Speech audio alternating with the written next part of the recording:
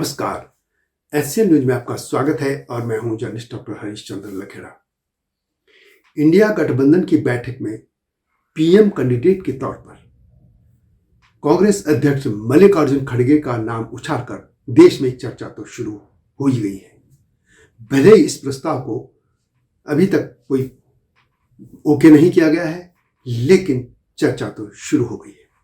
आप जानते ही हैं कि पश्चिम बंगाल की जो मुख्यमंत्री हैं ममता बनर्जी, उन्होंने प्रस्ताव रखा था कि मल्लिकार्जुन खड़गे को कांग्रेस प्रेसिडेंट जो है उनको पीएम कैंडिडेट के तौर पर आगे रख दिया जाए, उनका नाम आगे किया जाए या संयोजक। जाहिर है कि एक दलित कार्ड खेलने की कोशिश हुई है।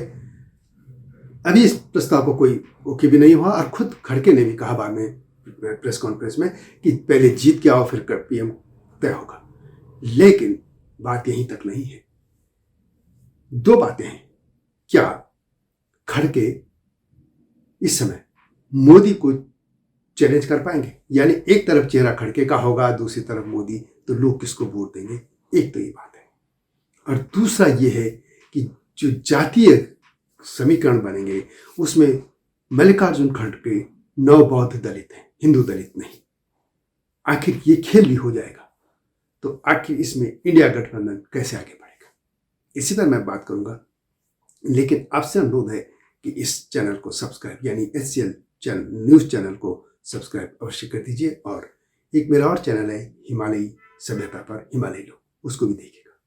तो बात करते हैं खड़गे की।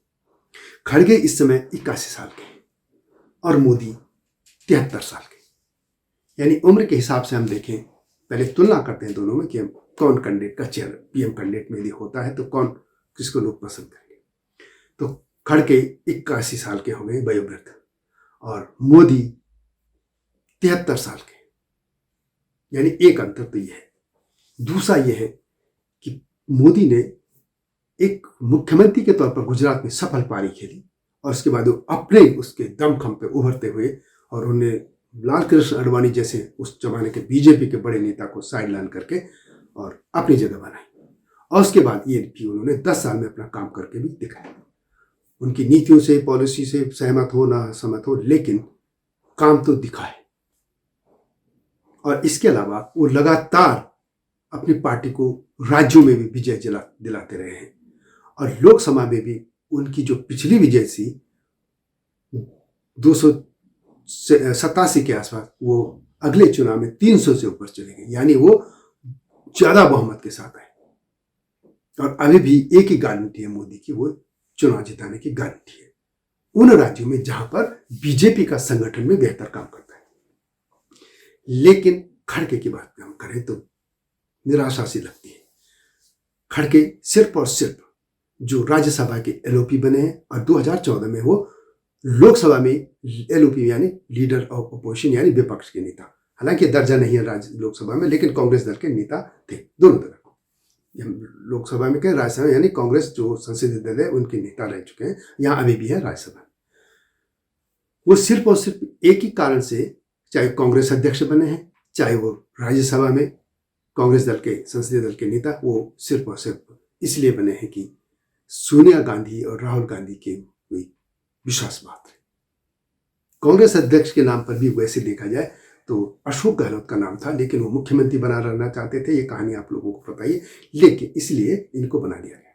यह काम नहीं है। वो रेल मंत्री भी रहे और भी रहे, लेकिन कोई ऐसा काम नहीं दिखा कि उनको याद किया जाए। जैसे कुछ नेताओं को अलग अलग फील्ड में काम करने के लिए याद किया जाता है। इसके अलावा अभी जो चुनाव हुए थे, खड़गे के नेतृत्व में 2-3 इलेक्शन हुए। वैसे हिमाचल है, इसके अलावा कर्नाटक है, ये जीते, तेलंगाना भी जीत के हम मान लेते। लेकिन ये जो अभी राज्य और थे जैसे छत्तीसगढ़, मध्य प्रदेश और राजस्थान, इसमें पार्टी हार गई।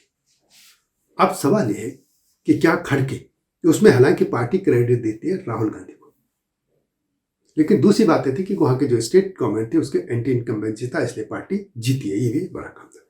लेकिन क्या खड़गे चुनाव की जीत की गारंटी बन सकते हैं? तो संभवतः ना ही होगा। इसके अलावा जिस तरीके से वो उनका बोलने का अंदाज दिखना भी चाहिए, नेता दिखना भी चाहिए, ये बात भी आती है। जैसे मनमोहन सिंह बेहतरीन प्रधानमंत्री थे, लेकिन उनकी खामोशी से लगता था कि देश में इस तरह का कोई नेतृत्व नहीं है। तो ये चीजें भी सामने आएंगी। इसके अलावा जो दलित कार्ड खेला गया है, वास्तव में इस समय एक ऐसा नहीं कि दलित सारे दलित ही हैं। जो हिंदू धर्म से निकले धर्म है, जैसे सिख धर्म निकला, उसमें भी दलित है, लेकिन उसमें पहली पहचान सिख हो जाती है, दलित कम हो जाती है। और इसी तरीके से जिस तरीके से नवबौद्ध अपने को एक अलग तरीके से प्रेजेंट कर रहे हैं, वो ये सामूहिक तौर पर शपथ लेते हैं कि वो भगवान, 22 शपथ है उनकी जो बाबा साहब अम्बेडकर ने ली थी बौद्ध धर्म लेते हुए, तो ये भी उसमें शामिल है। और इनकी जो 22 शपथ है उसमें यह है कि भगवान राम और भगवान कृष्ण, इनको वे भगवान नहीं मानेंगे। तभी तो दिल्ली का एक राजेंद्र गौतम जो मंत्री थे उनको सत्ता छोड़नी पड़ी थी, कुर्सी चली गई उनकी, इसी तरह के शपथ। और खुद खड़गे ने कहा था कि 2006 में वे बौद्ध धर्म का पालन करते हैं, यानी वो 2006 के आसपास नवबौद्ध बन चुके हैं, अम्बेडकरवादी। तो जब चुनाव होगा तो ये चीजें भी सामने आएंगी, क्योंकि वे इस समय हिंदू बौद्ध नहीं, नवबौद्ध हैं, अम्बेडकरवादी। ये हो गया। इसके अलावा साउथ से अब तक सिर्फ 2 ही प्रधानमंत्री बन पाए हैं, एक नरसिंह राव और कांग्रेस से थे, और दूसरे देवगौड़ा।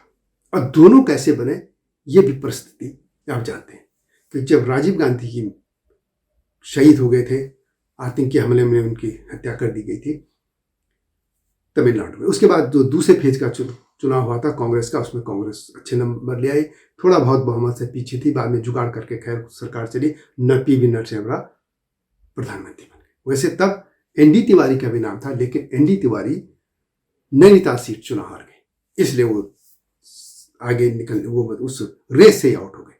अन्यथा एन.डी. तिवारी प्रधानमंत्री बनते। तो एक तो वो बने, और दूसरा जब कांग्रेस की यह नीति तब थी कि वो अपने दम पे सरकार बनाएगी, एकला चलेगी, गठबंधन की राजनीति नहीं करेगी। तो तब बाद में केसरी बने अध्यक्ष, लेकिन पहले नरसिंह राव थे। तो उस समय उस जमाने में ये हुआ कि बीजेपी को अलग रखने के लिए इन लोगों ने, लेफ्ट और बाकी लोगों ने सब मिलके एक सरकार बनाई थी जिसको थर्ड फ्रंट कहा गया, तीसरा मोर्चा कहा गया, और उसमें देवगौड़ा चूंकि मुख्यमंत्री थे कर्नाटक के, उनको बना दिया गया था। यानी ऐसा नहीं था कि वो बहुत चुनाव जीत गया हो, उनके नाम पे चुनाव लड़ा गया हो, ऐसा नहीं हुआ। जबकि मोदी पहली बार भी उनको पीएम कैंडिडेट बनाया गया था, और अगली बार तो पीएम कैंडिडेट थे। तो ये दोनों में बड़ा फर्क है। इसके अलावा बोलने की शैली, एक लोगों को अट्रैक्ट करे, या एक इसके अलावा जो बहुत बड़ा वर्ग मोदी ने अपना एक पार्ट बना दिया है, उनके जो समर्थक हैं हर वर्ग में हैं, वो हो गया। एक और चीज हमें याद रखनी होगी कि 2014 में एससी की जो सीट थी 84 सीट, यानी अनुसूचित जाति की, उसमें से बीजेपी 67 जीत के ले आई थी। और अगली बार 2019 में 77 यानी 77 10 सीटें ज्यादा लाई थी। और मोदी ने एक और काम किया, उन्होंने अंबेडकर, बाबा साहब अंबेडकर जो स्मृतियां थी, दिल्ली में भी थी, अली रोड पे और भी कई जगह, इन सबको एक स्मारक के तौर पर जो था उनको डेवलप किया, और भी काम किया उन्होंने बहुत से इस तरीके के दलितों के लिए। तो दलित जो है इस समय मोदी के साथ है, न कि इनके साथ। इसके अलावा कांग्रेस में एक और बात होगी कि कांग्रेस के जो लोग हैं जो नेहरू गांधी परिवार के प्रति समर्पित हैं, वो राहुल गांधी की बजाय खड़गे को क्यों प्रधानमंत्री बनना देखना पसंद करेंगे, यहां तक कि पीएम कैंडिडेट के तौर पर। इसलिए आने वाला समय बड़ा देखने वाली होगी कि कैसी राजनीति होने जा रही है कांग्रेस की। वो ठीक क्या बात है कि खड़गे भले ही कह दें कि पहले जीत के आओ फिर तय कर लेंगे, उन्होंने वैसे जमीनी सच्चाई कही है कि जीत के लाइए, जब जीतेंगे तभी तो बनेंगे। लेकिन वो ये जानते हैं कि वो जो कुछ भी है नेहरू गांधी परिवार के कारण है, और उस परिवार को आंख दिखाने का मतलब होगा कि उनकी राजनीति बंद। इसलिए वे किसी भी तरीके से नहीं लगता कि वे यदि उनको बना भी की बात भी होगी तभी वे बनना पसंद करेंगे। हाँ, वो तभी बन पाएंगे जब सोनिया गांधी, राहुल गांधी कह देंगे हाँ इनको बना दो। लेकिन तब चेहरा होगा सामने, एक तरफ नरेंद्र मोदी, दूसरी तरफ मल्लिकार्जुन खड़गे, और फिर लोग किसको चुनेंगे ये साफ है। वीडियो कैसी लगी कमेंट में अवश्य लिखें। मिलता हूं नए मुद्दे के साथ, तब तक नमस्कार। हिमालय पे पेड़ हो तो गीत गाएंगी नदियाँ, गीत गाएंगी नदियाँ। पेड़ों पे चिड़िया है तो गीत गाएंगी नदियाँ, पेड़ों पे चिड़िया है तो गीत गाएंगी नदियाँ। माँ की लोरी जैसे होते हैं नदियों के गीत,